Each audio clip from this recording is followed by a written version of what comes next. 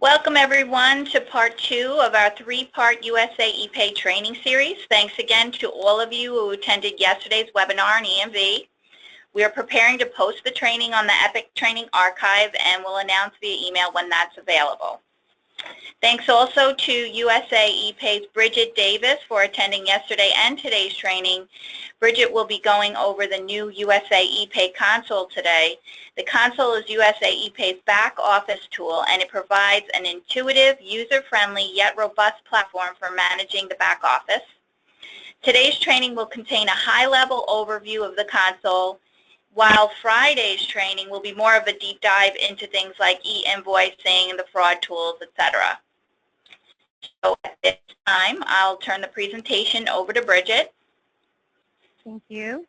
Good morning, everyone. I want to also thank everyone for joining. Today, again, like Melanie did mention, we will be going over just a broad scope of the new console. As most of you may be already familiar with our console version 1, there's a few things that, I should say a lot of things that we've updated. And there will be some new features available through this new console. So the overall look is completely different. I think we were really outdated with our console 1, which is why we focused on making this a more modernized look. We are in a new age, so we were just trying to match that. So I'm currently now in the in a home page. So by default, a customer when they log in will be, routed to their home page.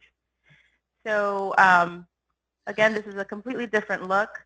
We've actually added widgets to the home screen, and you're able to toggle them.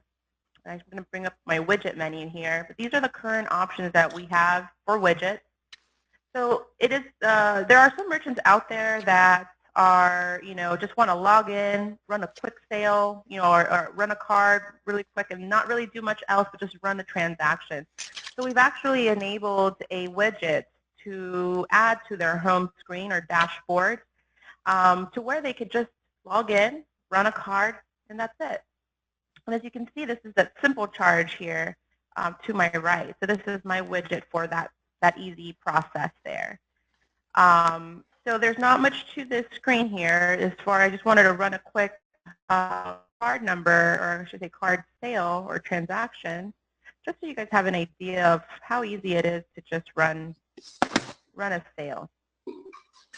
Of course, we know that at this point, this is all that is whatever the necessary information is just the card number, expiration date, and amount. That still applies. Everything else is pretty much optional, but of course we encourage the merchant to enter as much information as possible so that their rate is better with you guys. So here's the screen. Here's my successful approved message. I have no more information other than it was successfully approved. If it was a decline, then of course we would display that it was a decline or unsuccessful transaction. Should a merchant look for a more detailed result, then at that point I would encourage the next, we call now the new order, or sorry, simple charge, where there's an actual tab there where they can process payments from there. But going back to our widgets, we also have other things available like a clock. You could toggle between the actual dial or this sort of clock here. There's graphs available for processing as well. These you can actually also move around. This news feed would include things that maybe your group would like to inform on a broad, inform your merchants on a broad spec. So this is customizable as well, this news feed here. Or if you're looking to just remove them, you can remove them as well. So I currently have my current batch off, so let's just go ahead and enable that so you can see what it looks like. This is my current batch here, and these are all the widgets available. We are looking to add more widgets as we progress with this new console. The overall look, I feel, is a lot is still user-friendly. I know that our Console 1 also had that same thing going where it's very easy for merchants to kind of get familiar with. This kind of has that structure. Features all work the same. We've just kind of added to it. Of course, one of some of those things, just so you guys know, is of course the ability to process EMV from the virtual terminal, and also the invoicing capability.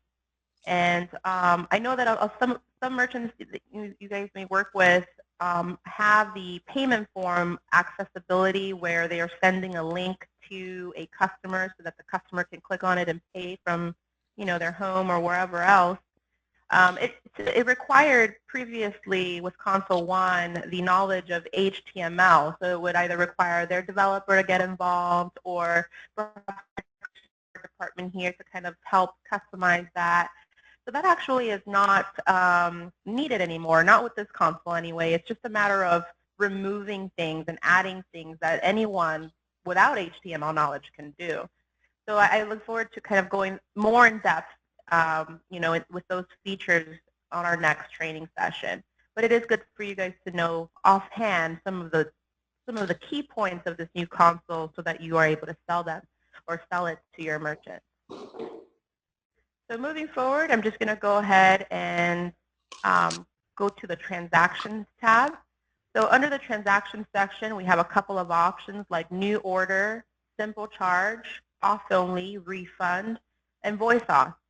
So if some of you are familiar with our Console 1, we've kind of worded things a little bit differently.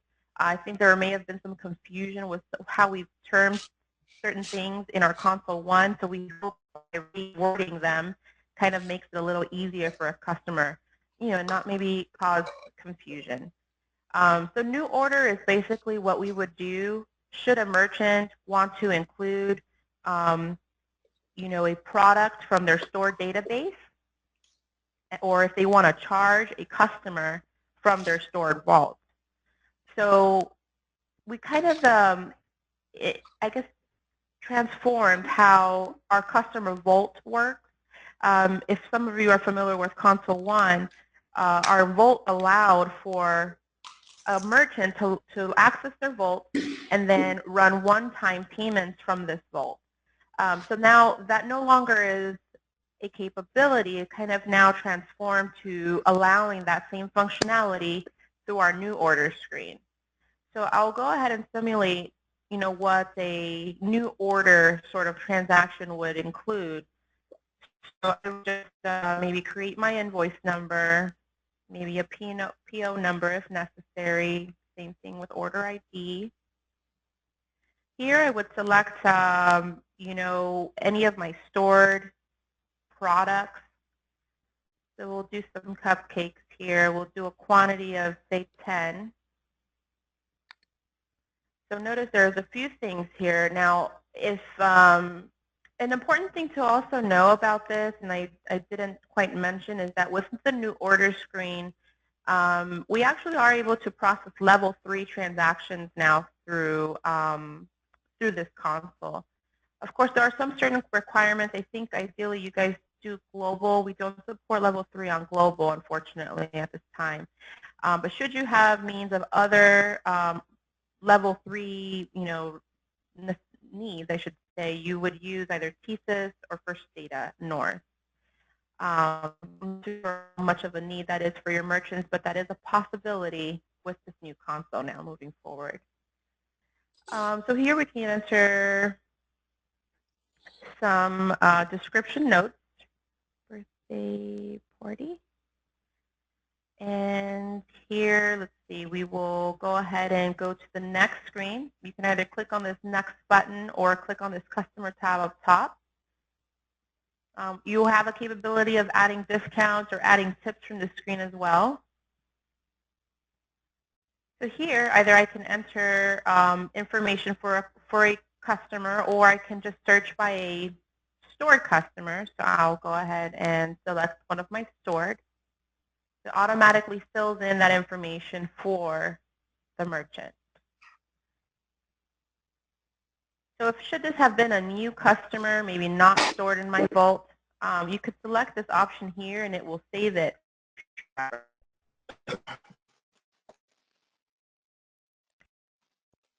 Now again, I can click on the next button or I can click on this pay button. So notice here I have a couple of options. Either I can select a credit card that maybe isn't stored in my vault. I can select a device, which at this point would be the MP200. Or if I have a standard MSR, I can just select that as well as a manual, as a standard swipe. Or I can just go to my stored customer record. So if I have certain credit cards stored for my customer, I can select one of them. Or if it's a new one that's not stored, I would select credit and then enter the information from there. Or I would click on devices and allow the, if the customer was present with their card, I would just either dip, tap, or swipe from my MP200. So just for the sake of the training, I'm going to go ahead and select a customer that's already stored with their payment information already stored. I would click on process. So here's a screen that indicates the results of the transaction, and it does say that it was approved.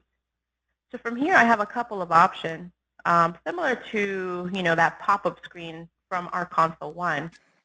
So here we can either go to customer details, we can go to order details, we can go to batch manager, which will show all of my current transactions, or I can print a receipt. Just to speak to printing printing from this console. Now we do support a couple of thermal printers with our solution, and we still even support just standard printers. So just so you guys know, if you guys ever have any questions about what sort of printers we support, there are a couple of thermal printers we support, and you also have the capability of emailing a receipt to a customer. Or I can just choose to run a new transaction from here. So I'll go ahead and exit out of this screen. And I want to just proceed to go through a couple of these other tabs here. Some of these functionalities haven't changed, of course. Like auth only still works the same, and that's only when a merchant wants to pre-authorize an amount on a card. We used to have credit instead in console one, which ultimately just meant refund. So we've now labeled it refund. And then, of course, the voice authentication, that still works the same. And that just happens, of course, when I think there's some, there's been some questions about what that actually means. Just an extra added step of security that the issuing bank is requesting for that certain card. So it would require the merchant to contact a, to get a voice authentication number. They would go into the actual auth code after they've entered their merchant information. And so it just the automated system just spits out an auth code where they would go into this system and just enter that auth code to finalize the payment. But going back to simple charge, this is basically just for one-off sales. From here, you can also connect the MP200 as well. I know we talked about this more so yesterday. My current MP200 is actually offline at the moment, but I will be connecting it here shortly just to simulate an actual transaction for this training. So just to discuss the actual simple charge screen, this works the exact same. So you can add, or I should say, open up fields here so you can see what exactly is available to enter a one-off sale. So we have cardholder name information, credit card, AVS street, AVS zip. Of course, again, the address information is more so optional but encouraged every single time for the best rate. If a company name applies, they can enter that information here as well as invoice, PO number, order ID, and things of that nature. Level 3 processing isn't available through this screen. It's only available through the new order screen because at that point we're allowed to enter products with certain requirements needed for level 3, like weight, SKU numbers, things like that. So I will go ahead and just again from this screen enter credit card information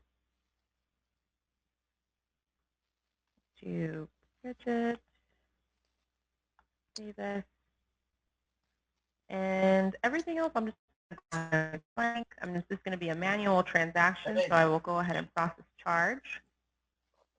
And again, we see that confirmation screen here. The tip functionality is available from this screen as well. I can go ahead and just add maybe a $2 tip. Any what? And now that's been added. Well, at least you had some. Hey, this is just a reminder, if you're on a cell phone, can you please put yourself on mute? Thank you. And just to go over the auth-only screen, just so you guys have a look as to what it actually includes. It's the same thing as our simple charge screen. It just functions differently. Refund screen, same thing. We're now looking at certain transactions that have been ran. At this point, it will verify whether it's a refundable transaction or if it's something that I could just simply void. So notice all of my refund transactions, of course, these are transactions that are in a closed batch. Everything in a voided state is either still just pending and hasn't been sent over to the processor for processing or funding. And I'm still able to actually go in there and void it out if need be.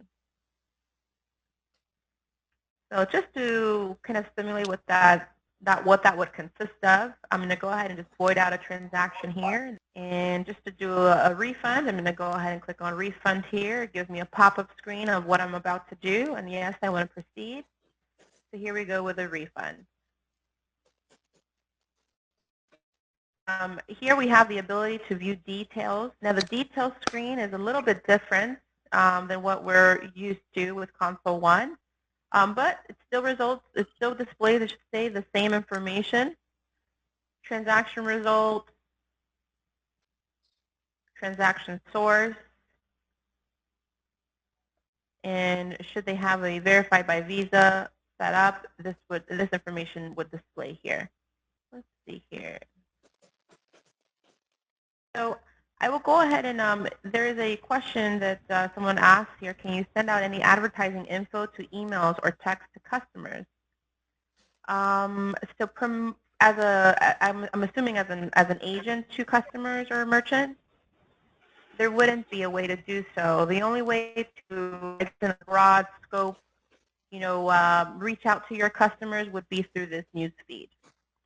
So here you can include certain things like that, but it would require the customer or merchant to log in periodically at least to see what sort of specials you guys have going on. So going to the next tab here, I have my batches here. So I have Batch Manager, I can view my queued transactions, or I can upload. So Batch Manager, just to have a quick look about that here, it looks, again, completely different. We have some graphs here that would total out, the current count for that batch. We have credits, we have voids, we have sales. So overall, this is what it would look like. From here, just to go into the transaction details of these transactions, you're basically just highlighting I should say check marking. Okay, sure they're checking off there. But here you can go into the details page. There's just a bit more information for a customer at this point through the details screen. Not too sure if you're familiar with the ability to store customers from a previously ran transaction. So if that's something that a customer is looking to do, maybe to save a customer's card for future use, what they would do is just basically click on Import to Billing DB. They can void a transaction from here. They can block a card from here should it maybe they're suspicious about a customer's card for whatever reason. They can email a receipt from here, and they can print a receipt from here. Now this universal card block option would apply if, again, they are suspicious of a certain transaction or a certain card, and at that point they're now wanting to add it to our universal block list. So the universal block list would apply to not just this merchant, It would actually apply to every merchant utilizing our universal card block module. So it's just a long list of bad cards that people have reported.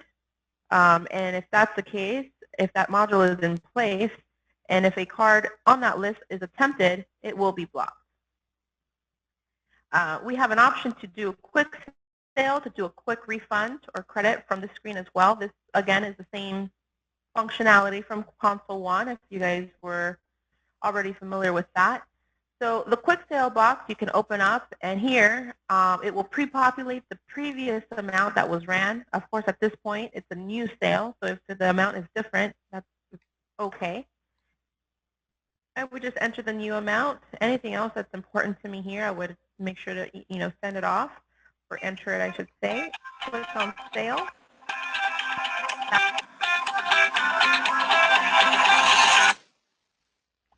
Same thing for refund. So the refund here will again pre-populate the amount that was previously ran. So here I could just go ahead and enter the amount for the refund. Anything else that's pertinent, I will go ahead and enter, and then just click on refund. So now those transactions have been approved. So as far as this message goes, I'm not too sure if you are aware of the ability for a merchant to sign up for an SSL certificate. Sometimes a merchant will need full card information. Of course, we don't display that for PCI reasons. But should a merchant need that information, it is something that can be accessible. It's just a matter of applying for an SSL certificate.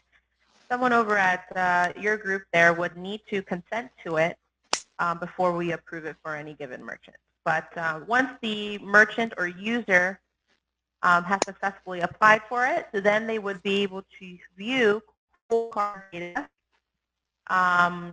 on a one-off basis. So we're not showing an entire report with all credit cards. They're actually having to individually access each card that's stored that they need to retrieve.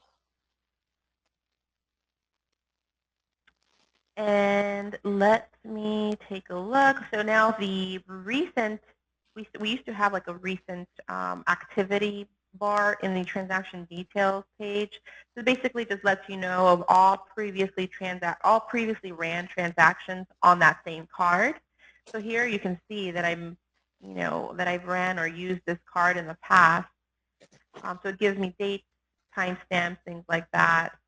So if I click on more, you're kind of able to, of course, see more. So moving forward, I'm going to go ahead and go to my queued section. Now, the queued section, again, is really just where a merchant would go to do an only sort of transaction.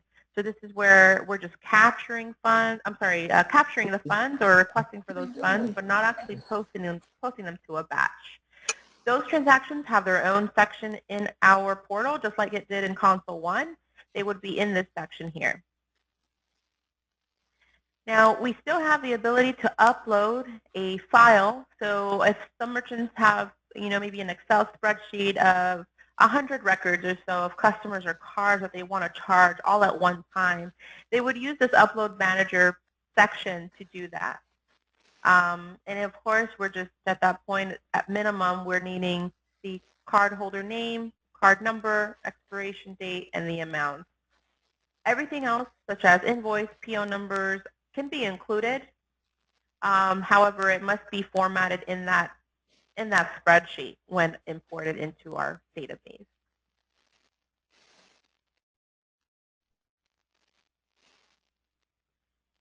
So we had a customer vault in the past where you are able to store customers into the database. You can store their customers for either one-off sales, or you can store them in there for future payments, monthly payments, weekly payments. There was a request from many partners to allow for, I guess, flexibility when it came to the actual schedules of when to bill a customer. So let me go ahead and actually show that here. And before I begin this section, I think someone may have had a question about how do you return or cancel a sale. So we have, just before I dive into this part here, I wanted to just briefly go over that again. So basically, we have a refund section here.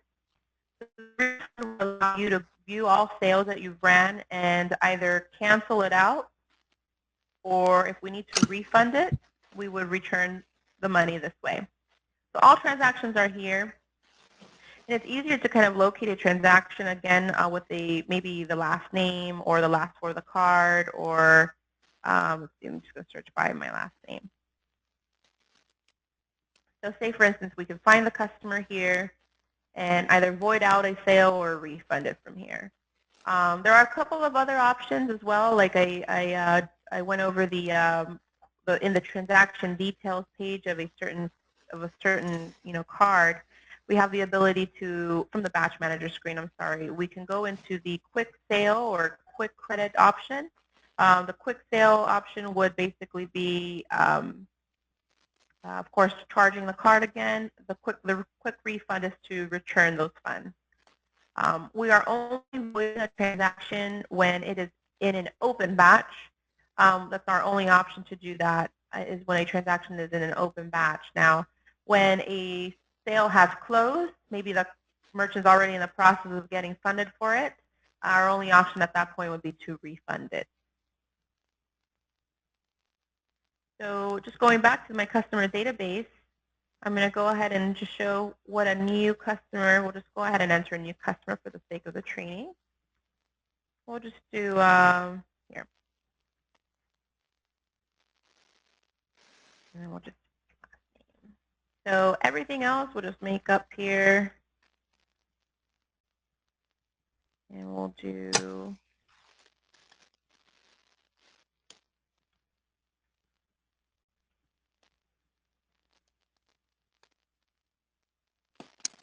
anything else that you want to store for a customer, you can. Website, email, country, company name. Payment methods, here we're going to add a credit card perhaps. If this account was set up for ACH, then an ACH option would appear as well. But in this case, I only have credit card enabled, so I will go ahead and select credit card. We'll do default. Hello? Yes. Right. It just they called yesterday and I Can you please put yourself on mute to the caller who's taking a call right now? Thank you.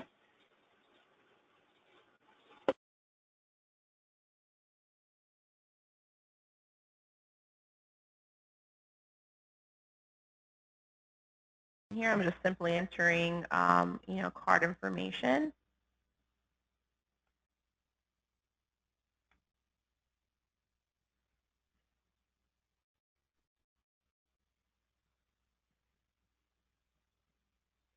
So now I have the payment information stored. This is the billing schedule section, so I would click on Add New. So notice there aren't any other options besides order ID, user, the type of source it is. There won't be anything else populating until an amount is entered. So we'll say, maybe $50. Now notice there are a couple of other options. I have a schedule option, and then I have my notes option. So I would go ahead and click on schedule. Oh, one important part here. Of course, if this is going to be a recurring sort of payment, we must make sure that the enabled option is checked off. So we go ahead and click on schedule. So say we want our customer to start being billed perhaps on July 1st. Before there was some confusion with our start date and then our next date. Notice there's only one start date here. It was kind of confusing, I think, to some merchants in the past where they thought that the start date meant that when our system would actually debit a card. However, that wasn't the case. It was only the date that the customer was entered into the vault. The next date before, and it still applies, of course, if they're using Console 1, would be the date that the system would actually debit whatever type of payment they've requested for us to debit. But now it's kind of a little more clear, I feel. So if I'm telling our system to start on July 1st, That's the exact date it's going to start my whatever schedule I'm entering here. So at this point, you have an option of either it being a weekly, monthly, yearly type of schedule. Say we go with weekly. Of course, the same rule applies here with the asterisk. If it's an asterisk, it's just going to, what it means is it's an ongoing sort of payment. That means there's no end to it until someone goes in there and manually, stops billing. So say we just go with 50 payments. Actually, we'll just do less. We'll do 20. So now I want it to start, it's asking me, well, so you want it ran every week. When do you want it, first week here, we can choose to start on a Sunday, on a Monday, on a Tuesday, Wednesday, Thursday, Friday. So at this point, I'm kind of billing every day on, every week. So if we do just change this to say 3, we'll just have it start on, we'll just say a Monday. Now it gives me a breakdown of all my payments that are going to be ran. Yeah, this is great for landscapers. It would be ideal for gym memberships, for gyms, anything with a subscription sort of scenario. And again, this is something that you can even not necessarily just do recurring. If say a customer just wants to store, or I should say a merchant just wants to store a customer's card, they can use this section to just store it and do one-off sales at any future point in time. So just going to other options here, we have a monthly one. Now we want it to do every 3 months, so I'll just do every month. And we'll say maybe on the 1st of every month. We can do every first Sunday, every first Monday. This is kind of where the flexibility kind of rolls in. Previously, there weren't many options when it came to monthly schedules. It was very kind of set. In this case, with our new, with our new console, there's a lot more room to kind of accommodate, those merchants that may have odd, recurring needs.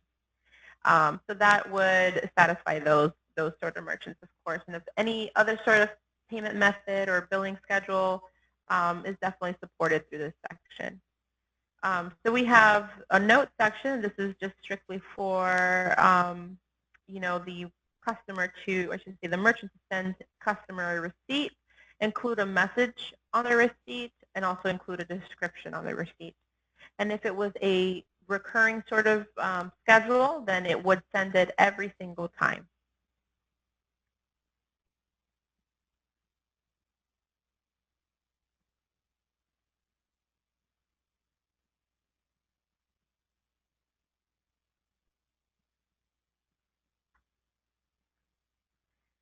So before we previously had, a color-coded key that still applies in this new console.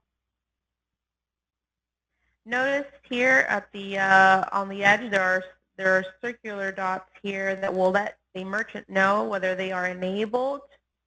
For example, they are in a black color. Or the other option I have for some of these two customers are a kind of gray color. So this lets me know that their billing is disabled, which just means that there isn't any sort of recurring type of method happening, and it's just going to be, stored for future use. I can select a billing history. Here it kind of just lets me know all of my transactions that have been ran through this recurring source. And of course, the ability to just add a new customer, which is, again, just another option or another way, but that can be done from this button here, too. So there are a couple of other options here. Now, you can format what you want what the layout you would want to appear on your console.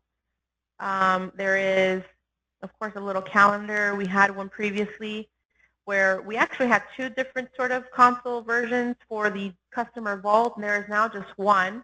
But should a calendar still be needed, there is one here to look for. You can import still, so that's still an accessible feature from Console 2. So should a merchant have a spreadsheet of some sort, where maybe they want to include, a file of stored customers with their card information, maybe with their billing schedule already enabled, they would use this schedule, or I should say this feature, to import their customers.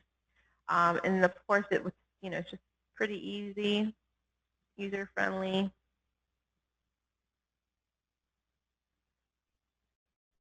We can also export from here and print this screen.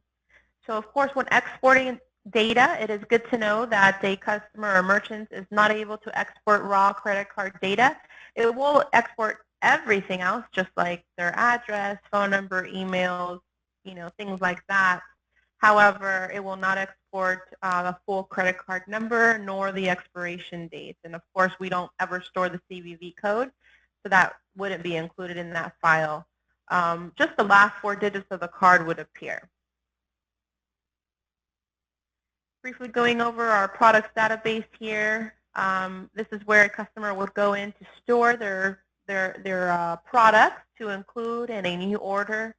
Or if some of you are familiar with our mobile app, it kind of functions now like that, where you can include a quantity of items a customer or merchant has stocked up.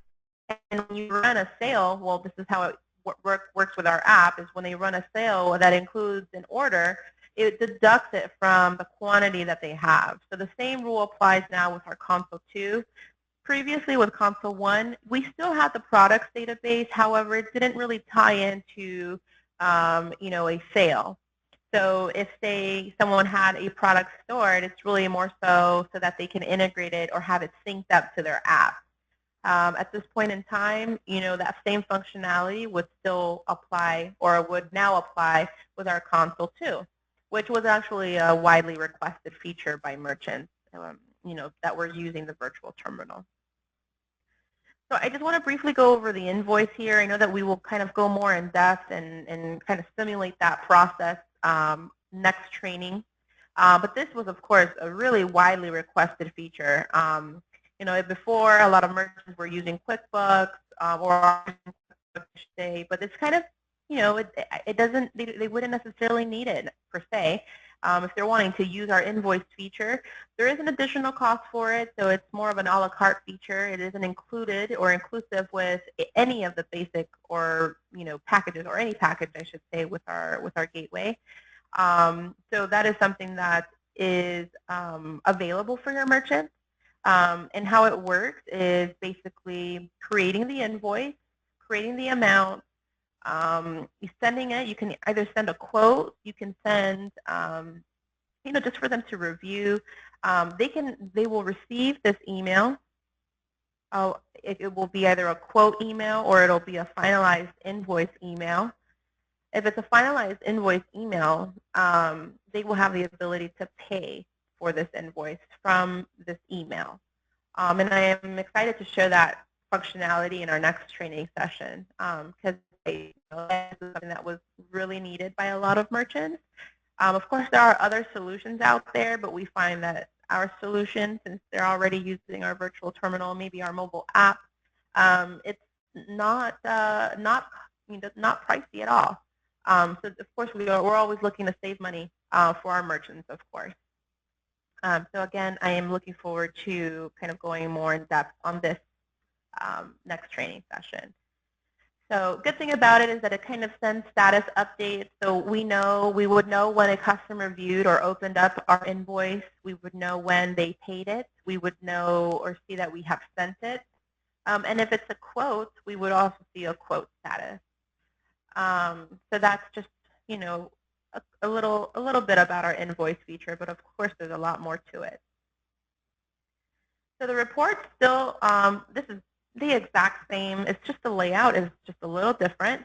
Same information is available, transactions by date, sources by users, card types, declines by the very same reason, or options, I should say. Not much difference there, just again the layout. And then we have our fraud modules. I believe this is one thing I will be going more in depth with come our next training session. But this works the exact same way, where a merchant would have additional fraud features available for them to use, and this is available by default on all packages.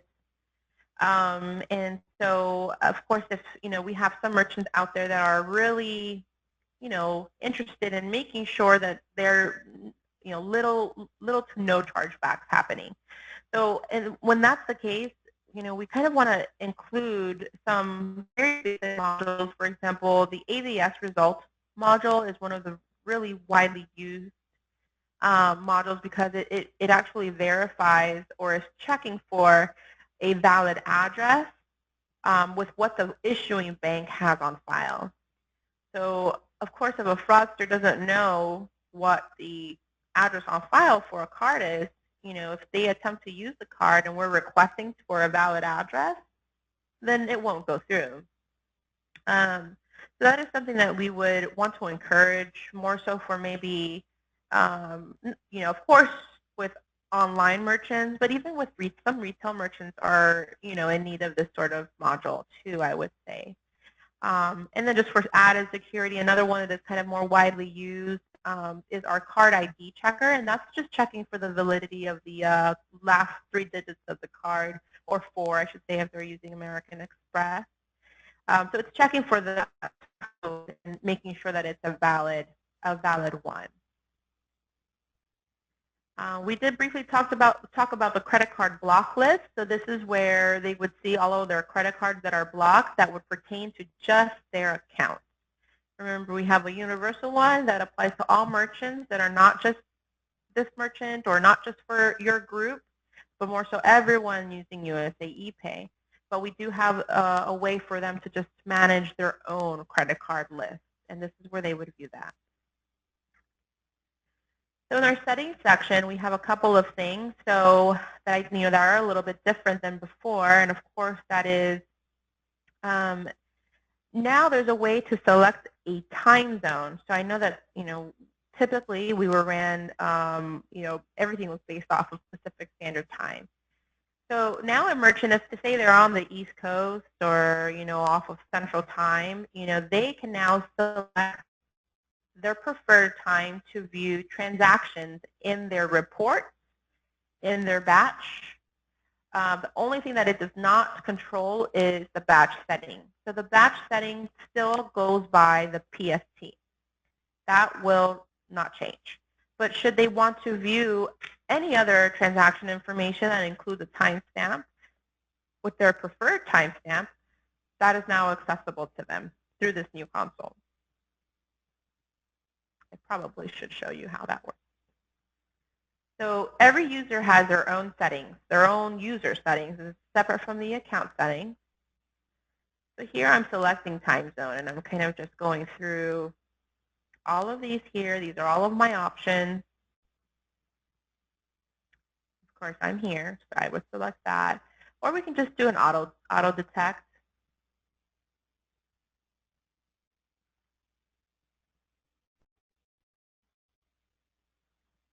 So there are many other options here. So that's where one would go in and adjust that. By default, the batch setting will be set to 24 hours. Of course, this is something that not only the merchant can control, of course, through their settings option, but you as a reseller have the option to control this batch setting.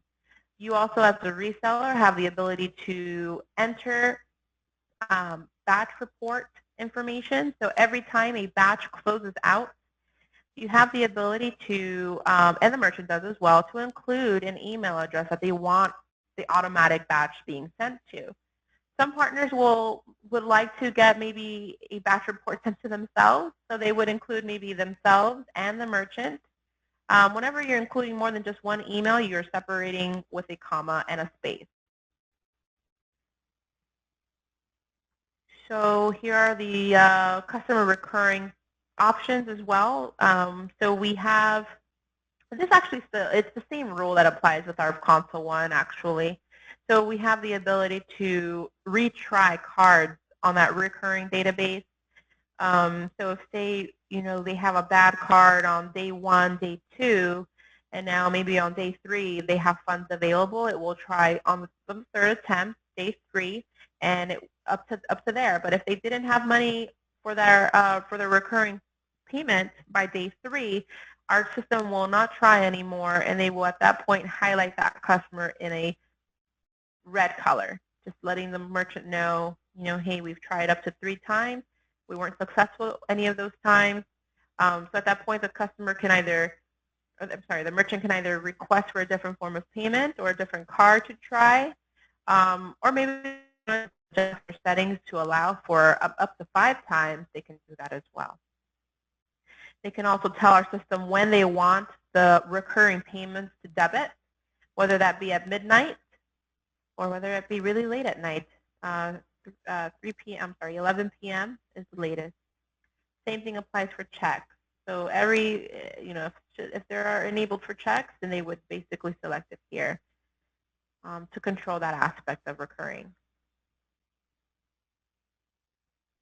So I separately actually have a user guide that I think will be very useful for some of you out there, especially to kind of provide to your new merchants that are using Console 2. We previously did not have a console guide at all for our Console 1. This is a very lengthy console guide. It has up to, I think, 120 pages. But it goes into depth of a lot of things in this console that maybe I won't be able to get to through this demo.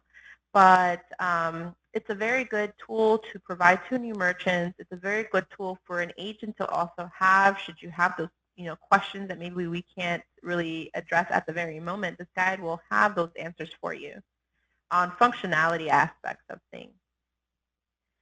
So one thing I did want to talk about was this.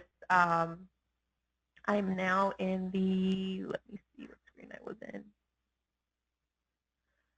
So we have a merchant tab here. So this kind of just is more so for the merchant to kind of have their own, their own settings on their type of receipt.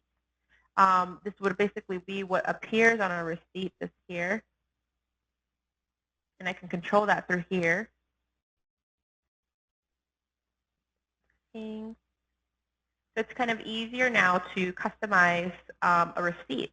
I know before, again, this is something that was requiring some sort of HTML knowledge or code knowledge, or even a call or an email over to our integration support department. That is no longer the case. They're even able to add a logo. So if they want to add a logo, they're basically just going to click on that and include whatever file they want. There are some limitations. So I think it actually only goes up to 5 megabytes. So it must be a rather small icon or image to include on a receipt. But basically, again, no HTML knowledge needed here. They're able to now just control and customize those receipts themselves. So here is the users aspect of things. Now the users, here we're adding new users. We have same functionality here. You can make them a master. You can now we've created kind of a role. So say for instance we don't want to give complete master access to a certain agent or user, but instead we kind of want to give them a little more access but not complete access to certain things. We have that capability to create roles. So maybe we have a team lead, or maybe we have a supervisor, and now we have a manager, and now we have a store manager. So those can all be considered roles, and each one would have different permissions. Before, it was kind of, you're a master, and that's it. You have access to everything, but maybe you didn't want access to everything, but certain things were given to just master access users. So now we can allow for the role to have those certain features and tabs accessible, but still not allow them to have full, complete access to everything. So that was actually something that was requested as well by certain merchants. And we've accommodated that request through this role scenario. So we have permissions, and this is basically kind of the same here. Ability to create invoices is now a permission that wasn't previously in Console 1. We have advanced permissions. This kind of goes more in depth through each different option here. Again, this is where the role would come into play.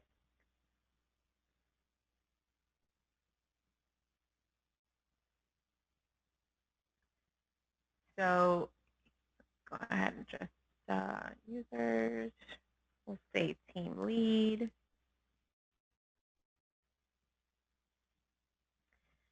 So for a team lead role, I'm going to go ahead and just select advanced permissions, make sure that's there. So we can, kind of just customize how we want this team lead or what we want this team lead to have access to. So for example, maybe we don't want them to have access to refunding just yet. Or maybe we don't really want them to be able to upload for whatever reason, or queue transactions, or even view any of the queue transactions or the details page. So it kind of just goes into depth with each user and the capability for that user. I think allowing a lot more flexibility for the merchants and their business. Sometimes, the master access was only allowed to the owner. What are the chances an owner is going to be there all the time? Maybe not so often. So at this point, we would allow not necessarily submaster users, but we're allowing kind of just other users to have similar access to that owner. So that's something that would be, would be in use, I would say, or maybe requested at some point in time. So we have the receipts capability. Of course, this is very much the same as it was in our Console 1. We have different receipt types. Invoice receipts now are available through this section. And everything else is pretty much the same.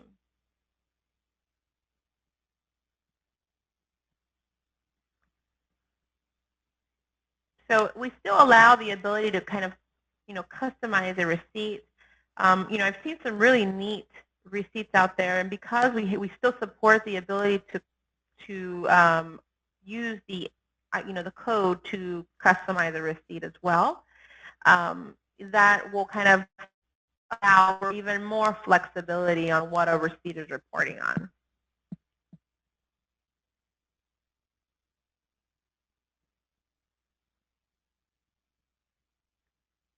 So going into payment forms really quick, I did mention how we would, we previously required HTML knowledge on a form. So even though we have the invoice capability, this is something that was previous. Our payment forms were previous to our invoice feature. But if, say, a customer, because this could be used for online merchants as well. Sometimes we have websites for customers where they have maybe a Pay Now button or a Pay Here button. And by clicking on that Pay Now button, it will route them to our secure form. If you guys recall, our default form was very, very basic, I will say. At this point in time, we've kind of upgraded the look of it. So this is by default what the field or form will look like. So it's still, so we have a subtotal, and everything else here is basically customizable. And I will show you how easy it is very briefly, because I think this may be something I can actually go more in depth with on Friday. But I kind of just wanted to show you the overall look of how much easier it is to kind of work with. So again, this is something if I say maybe email this link to someone myself, and I click on the link, it's going to take me to their form. Now this one may have a pin, which is why it's not allowing me to view it.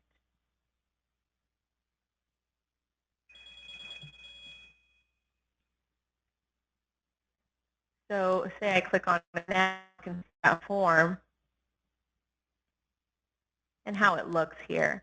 So this is basically what we would be emailing over to a customer if that is something that maybe the merchant didn't feel the need for an invoice feature, because the invoice feature is emailing directly from the console. Whereas here with a payment form, I'm actually directly emailing the link to a customer, or somehow embedding that link to my online site where it would route a customer to this form. So the payment form feature is available with all packages, just so you guys are aware. As far as what is included or how to customize this form, I would basically just include, my payment method. So notice that at this time, I'm unhighlighting them, so they're not going to be available as a payment method on my form. However, if I do highlight them, I'm now going to allow them to be accessible options on my form. So if we click on template, notice that they're all here up top. So here we did discuss the ability to easily customize a form without the need of HTML code. So here we can add certain fields. Here, just select from this drop-down menu what you would like to have there. Should we want to just remove an entire section, like maybe we feel that the billing, or I should say maybe shipping information isn't necessarily needed, that would just delete the entire thing. And now it's not here anymore. We can toggle between these sections. So maybe I want to have this section up here. Maybe I want this to be the first one. Or whatever the case may be. And now it's easier for our merchant to do it. So here, let's see, we can do a header description. It will be test header. And we can actually rename these sections as well. So maybe I don't want it to say order summary, but just say maybe summary. And then I will go ahead and save it. So now I go into my form, and you can see, my options are here now. So pay by check, that option kind of just toggles between the two, if the check is enabled, of course, as a function for the merchant. So moving forward to our API keys. So we actually previously termed them source keys. They do and function the exact same way. We just renamed them to API keys. Kind of makes more sense, being that they are usually used in an API scenario. But of course, they can also still be used to integrate to third-party software. This is where you would also see, for example, if you're needing, wanting to have one for like an online site, another one for a point of sale, and then maybe your, for whatever reason, a payment form just separate to everything. You can have them all listed here. You're still generating it the same. You're adding a name.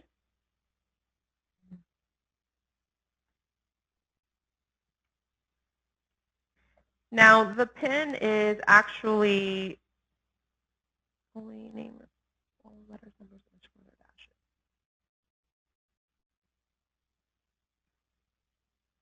So we'll leave that there. The PIN actually is something that is no longer an optional field in Console 2 when it comes to an API key. Previously, we had Console 1 where the PIN was optional. It is now not optional. It must have a PIN associated with the API key. So once we go ahead and create the PIN, we'll go ahead and click on Apply. It may not let me for whatever reason. Start over.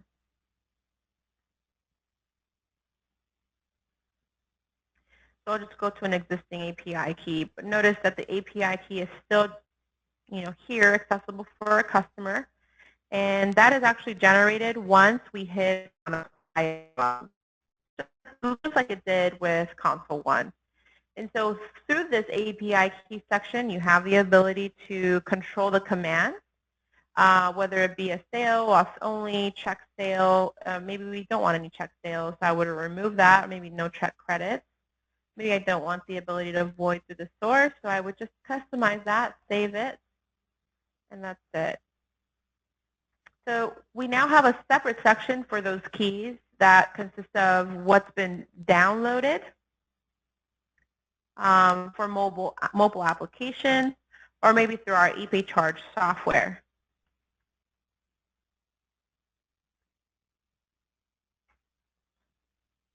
Now our ePay Charge software, it was much more needed before when we didn't support swiping from our virtual terminal. Once we had the ability to swipe from our virtual terminal, our ePay Charge software, wasn't really providing us much information or use because our virtual terminal basically supports everything that ePay Charge does. At this point in time, the only difference between ePay Charge and which is our downloadable software to a desktop is the fact that it will not time out a merchant. Whereas, as we're all pretty much familiar at this point in time, is that by PCI standards, because it is URL based, it must time out after 15 minutes of inactivity.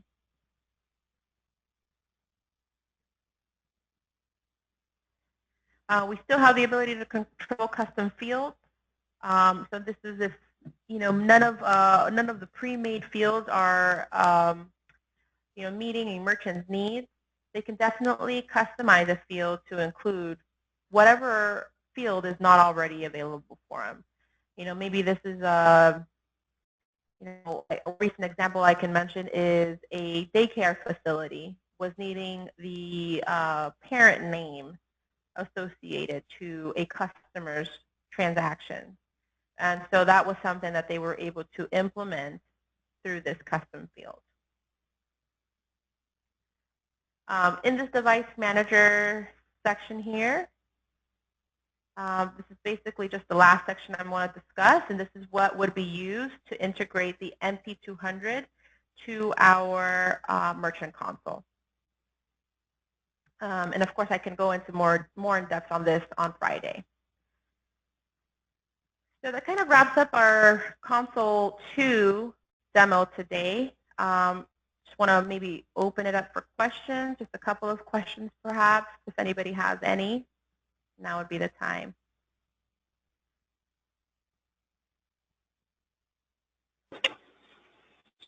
Extremely thorough and helpful, Bridget. Thank you so much. I did get a bunch of questions that I answered on my side. Okay, great. And I don't see any open questions left. I'll just give a couple of seconds.